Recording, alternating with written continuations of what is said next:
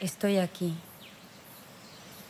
Estoy sentado en el lugar correcto, en el momento correcto, en el tiempo correcto. Ciao bellezza, io sono Holly Moon e questo è Deja que tu Astro Dee, corazón se il abra femminile sotto la luce delle y repite stelle, este mantra. dove esploriamo Estoy gli bien. archetipi delle dee greche Estoy femminili bien. sotto Estoy i bien. riflettori dei segni zodiacali.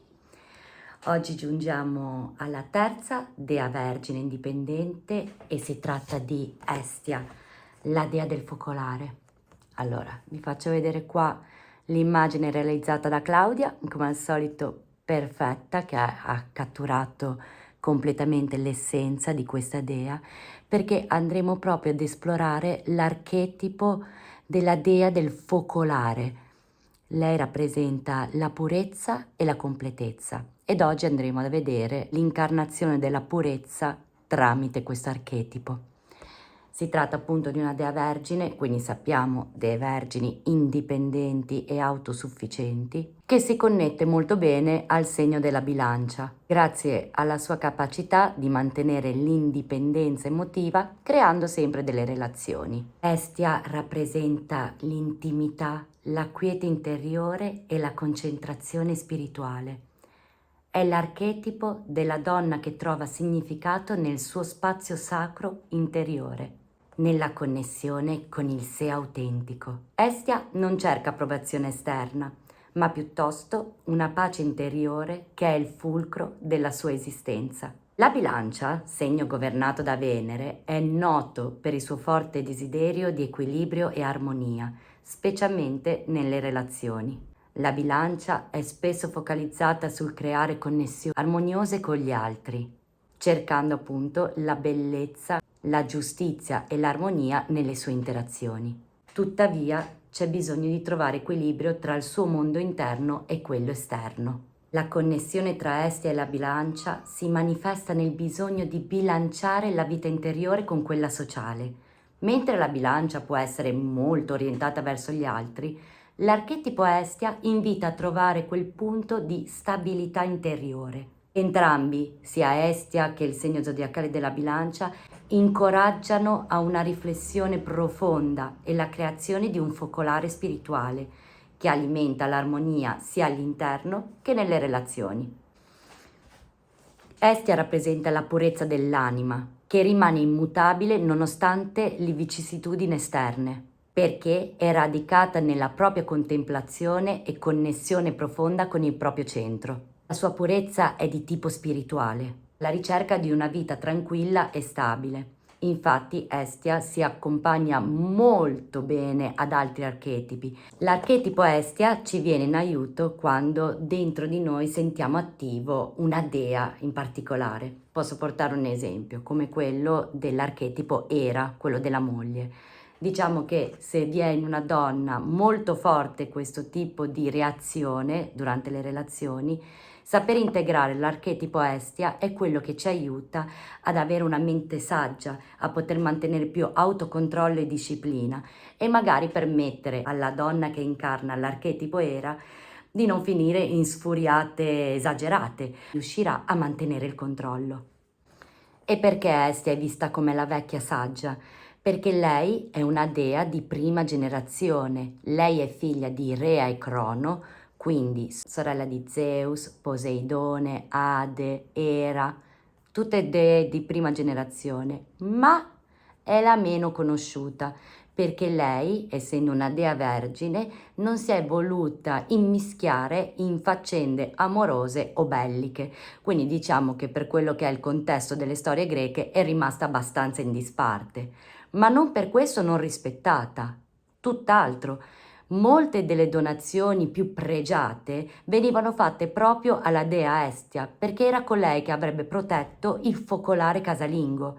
Quindi era molto importante e possiamo dire anche molto temuta. Fatto interessante sui rituali e il culto di Estia, detta dai romani Vesta, è il fatto anche che fosse abbinata, accostata ad un altro dio maschile, nonostante lei fosse una dea vergine, ed è stata la figura di Hermes. Hermes lo conosciamo come Mercurio per i romani, quindi il dio messaggero, il dio della comunicazione, dell'intelligenza veloce e rapida, che si accosta perfettamente alla figura di Estia, che invece rappresenta un potere interiore, una calma e una stabilità che c'è dentro di lei e non ha bisogno di condividere col mondo esterno. E infatti anche gli oggetti, possiamo dire, col quale venivano celebrati sono profondamente diversi, perché Estia è rappresentata, vabbè, in questo caso vediamo qua il cerchio, ma tutte le dee avevano il cerchio, però lei è rappresentata proprio dal cerchio, il focolare casalingo. Venivano fatti proprio nei tempi, venivano creati questi grandi cerchi al centro dove veniva fatto nascere questo fuoco in venerazione della dea Estia, e venivano messi all'interno delle case, mentre quello che rappresentava e celebrava il dio Hermes erano delle grandissime torri alte. Questa torre veniva messa proprio all'esterno delle abitazioni come protezione dei confini esterni. Infatti Hermes, come guardiano delle soglie, è il protettore dei viaggiatori e delle persone in movimento. Le sue erme non solo garantivano sicurezza fisica, ma rappresentavano anche un punto di connessione tra il mondo umano e quello divino, così come Estia proteggeva l'interno della casa e la sua sacralità. Hermes proteggeva gli ingressi, offrendo protezione contro le influenze esterne e facilitando il passaggio tra i mondi. Per coltivare l'archetipo Estia, una persona deve imparare a trovare pace e centratura anche nella solitudine. Estia insegna a vedere la solitudine come opportunità per connettersi con il proprio mondo interiore, piuttosto che vederlo come un vuoto, una mancanza, cosa che a me succede molto spesso. E ci insegna anche a saper prendere tempo e cura per quelle che sono appunto le faccende di casa. Sapete come quando si suol dire il rituale del tè giapponese, dove in teoria non dovrebbe esistere nient'altro. Succede che certe donne riescano tranquillamente a incarnare questo tipo di archetipo e riuscire a trovare la pace interiore nelle faccende domestiche e non abbiano bisogno di essere guidate verso questo tipo di esperienza.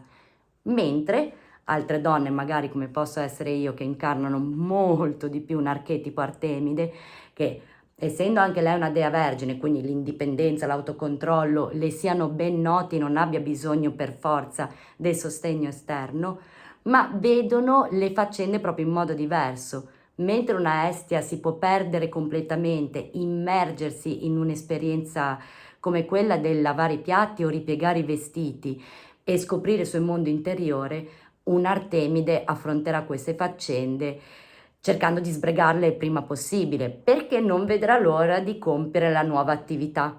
Ma appunto Estia, con il suo archetipo, può aiutare tramite l'attivazione dentro la donna Artemide a bilanciare questi suoi due modi di essere e farle scoprire quanta bellezza ci sia nel prendersi cura del proprio focolare. E trovare Estia fondamentalmente vuol dire imparare a stare bene con se stessi nel silenzio, nel vuoto e nella solitudine.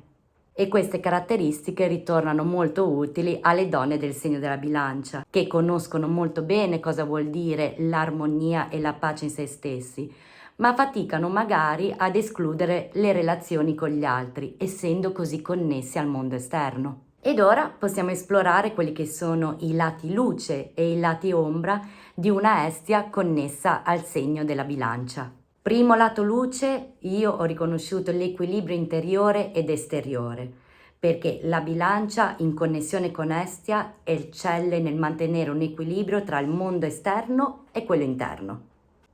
Questo segno riesce a portare armonia nelle dinamiche sociali senza perdere di vista il proprio centro spirituale, quindi come Estia a mantenere la propria fiamma interiore. Secondo, pace e serenità, perché sappiamo che entrambi gli archetipi, sia la bilancia che Estia, cercano la pace e l'armonia. Terzo punto, diplomazia e discrezione. Come Estia, che non è al centro di grandi miti, ma svolge un ruolo cruciale dietro le quinte, anche la bilancia è capace di influenzare positivamente le relazioni che ha intorno a sé senza essere troppo visibile. Agisce con diplomazia trovando soluzioni che rispettano le esigenze di tutti. E quarto punto, la cura delle relazioni, perché se Estia è vista come la zia saggia, è colei che comunque non ha bisogno di relazioni esterne, ma sa esserci per gli altri, La bilancia allo stesso modo rispecchia queste caratteristiche, come quella di creare relazioni intorno al proprio focolare sacro, perché appunto le donne della bilancia sanno sviluppare rapporti di qualità, creando spazi sicuri dove le persone sono in grado di sentirsi amate e accolte. Mentre se dovessimo vedere quelli che sono i lati ombra, più ombreggiati dell'archetipo Estia connesso al segno della bilancia, il primo lato ombra che vedo è l'eccessiva passività, perché diciamo che a costo di trovare questa pace e armonia si può rischiare di venire troppo incontro a quelle che sono le esigenze degli altri e scordarsi quelle che siano le proprie. Diciamo che il segno della bilancia ha un po' forte questa indole, cercando di evitare ad ogni costo il conflitto. E come Estia che resta ai margini di tutte le storie del Pantheon greco, la bilancia rischia di non affrontare i problemi quando è necessario, preferendo una pace apparente piuttosto che una vera risoluzione. Secondo lato ombra, ritirarsi troppo nel mondo interiore, perché se è vero che l'introspezione fa bene, allo stesso tempo possono portare all'isolamento emotivo. Diciamo che ci potrebbero essere difficoltà nell'esprimere i propri sentimenti, temendo di disturbare l'armonia esterna. E altri due potenziali lati ombra del segno della bilancia possono essere il negare la propria assertività per mantenere le relazioni armoniose con l'esterno e la propria dipendenza dall'equilibrio esterno. Quando l'equilibrio esterno è minacciato, la bilancia può perdere di vista la lezione che Estia sta cercando di insegnarle, ovvero di trovare la pace dentro di sé. Abbiamo visto la prima parte di Estia, archetipo della purezza, connessa al segno della bilancia. Andremo a vedere nel prossimo episodio la completezza di questo archetipo e vedremo anche l'evolversi di questo archetipo durante le diverse fasi della crescita. Mi piacerebbe lasciarvi un piccolo rituale da fare, io è quello che tra l'altro sto vivendo in questo momento, penso che si sia notato da il contesto esterno. Non sono più nella mia vecchia casa, ma mi sto occupando di aiutare mia madre con lo svuotamento di casa sua e quindi quello che io vi suggerisco di fare, perché ho trovato molto piacevole, molto interessante per me, è stato quello di riorganizzare, ripulire, riordinare, eliminare, fare decluttering, tutto quello col quale tu ti trovi più connessa in questo momento tra queste diverse attività. Però l'importante è che tu lo faccia in un'ottica nel quale ti ci possa perdere nel farlo, di trovarci gusto nel provare questa esperienza e non tanto, come capita invece a me Olly di fare, di vederlo come un task da depennare dalla tua lista.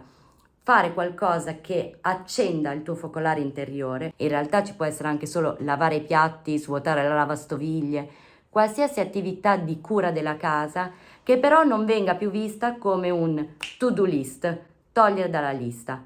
Assolutamente l'opposto. Lo farò connessa alla mia dea Estia che si trova dentro di me e riuscirò a trovare pace da questa esperienza. Il tempo passerà, io non me ne renderò conto e scoprire se questa nuova condizione mi fa stare bene e cosa mi fa anche toccare, quale corda dentro di me fa vibrare questo tipo di esperienza. Mi farebbe tanto piacere se nei commenti mi scrivessi tua esperienza o magari se sei una donna già molto connessa a questo tipo di archetipo e come ti fa vivere essere una donna che incarna l'archetipo Estia. Io sarei molto curiosa di ascoltarti visto che non è un mio archetipo, ma ho molto piacere a toccarlo e ogni tanto mi ricordo di attivarlo dentro la mia vita e mi piace parecchio. Ti ringrazio ancora e ti mando un abbraccione al prossimo episodio. Estoy aquí. Ciao e grazie. Estoy sentado en el lugar correcto, en el momento correcto, en el tiempo correcto.